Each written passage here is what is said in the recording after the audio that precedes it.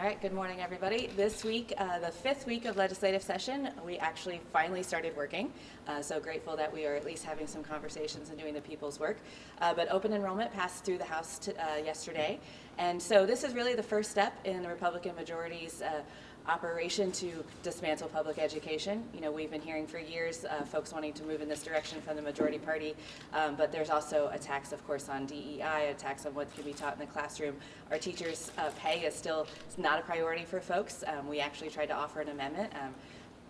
Representative Stephanie Hine, offered an amendment this week to try to increase teacher pay. Every single Republican voted no on that. So it's unfortunate that this was the first bill that made it out of the House, but we'll see what the Senate does with it. I have here with me today some of our education team members, so I wanted to give them an opportunity to talk about the bill real quick. First, Maggie. I had a lot of concerns on this bill, and even though we've been at it for years, and some would say that it's not the worst thing we see before us, I still think that this is a very serious step that we took this week in dismantling public education as we know it. We have heard from school districts from across the state, from our rural school districts, that this will force consolidation. We've heard from our suburban school districts that this will force them to spend more money, not in educating our kids in the classroom, but advertising and marketing and pitting school districts against each other so they can get more kids. And then we've heard from our urban districts that this is literally the final nail in the coffin, that they are struggling for resources as it is, and that this will continue to hurt them. We'll bleed students with this. I think it's very unfortunate that we aren't spending our time, as our leader said, in talking about the issues that are really facing our schools and making sure that every single classroom across our state has a highly qualified teacher that is well paid and that can afford to stay in the job. That's where our energy should be. 13 million last session was cut from the budget for the Riverview Gardens School District. Riverview Gardens has been unaccredited, provisionally accredited for over 15 years. So my concern is, and has always been my concern, of Riverview Gardens in Normandy. I also represent Hazelwood, one of the largest schools in my county, that it would dismantle our school district. We should be concentrating on conducive learning environments, teachers' pay, as has already been said, making sure that all of our students, every classroom in the state of Missouri have good learning materials and get the proper education. As they keep saying, all I hear is better education. Well, let's make better education in all our public schools. I am just appalled at even that statement when we should be concentrating on our school system and making it better, increasing our teachers' pay and giving them control of the classroom. That's what we should be talking about, not forcing or giving people the opportunities. And yes, people should have choices, absolutely. But let's talk about fixing the problem. The problem is fixing our school systems and giving them the materials and the formula, fixing the formula that they need to survive. That's the problem, but we don't talk about that. And so that's my concern. Happy to take questions if you have. We've seen open enrollment bills pass the House in previous years. Are you concerned at all that there's more energy among Republicans this year, or? No, I'm really not.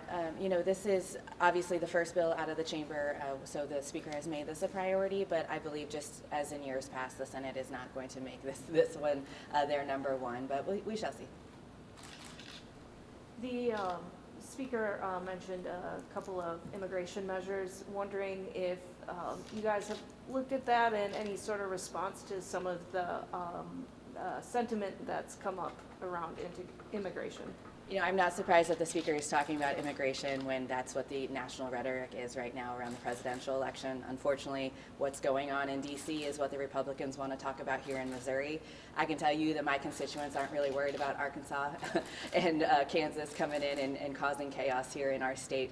I have not had a chance to look at the different bills that are moving. I will say that I know for our caucus, we're going to continue to be focusing on Missourians and what Missourians need and keep the national rhetoric out of what we're doing in this building. When do you expect initiative petition bills to be brought up? You know, obviously I don't control the floor, so I'm not privy to that information. I do think that it'll be kind of a priority conversation here, but I will also say I think depending on what the Senate does will dictate what happens over here. We know that the Freedom Caucus, the Conservative Caucus, Chaos Caucus, whatever we want to call them this week, really wanted to prioritize one of their members' names being on that bill. And we do know that Senator Coleman's is the one that's moving over there, which I'm sure is going to continue to add to the chaos that's been happening in the state Senate. So, you know, we'll see how much that impacts what goes on over here on this side. I think it's fair to say that what the Senate passes out is what we'll have to just accept over here. If there are amendments made to the Senate bills, I don't imagine them to get back through over there again. So we'll see what they decide to do. What do you think about Republicans tying that issue to the abortion rights initiative petition? You know, I think it's interesting to me, but also I guess I'm glad that they're finally saying the quiet part out loud. But we do know that initiative petition reform, as they call it, I call it taking away people's voices at the ballot box, has been a priority for the Republicans for quite some time. Abortion is the topic of the day. Of course, we expect to have that on the ballot in the fall. But let's not forget that Missourians have used the initiative petition to reject right to work, to pass Medicaid expansion, to pass legalization and recreational and medicinal marijuana. We've used it for campaign finance reform. I mean, there are so many things that the citizens have said, this is what we want you all to do because we weren't doing our jobs. So it has been an attack from the right for a very long time. But yes, we know that abortion is going to be on the ballot in the fall, and I do expect that to become the why for what they're trying to do. You talked quite a bit about open enrollment and your concerns there. Is there anything else your caucus is looking at right now that is moving, or maybe conversations are being had that you're concerned about?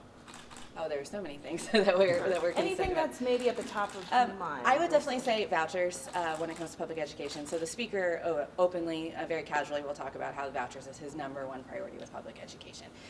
And as discussed here around open enrollment, you'll hear us talk about every initiative within public education.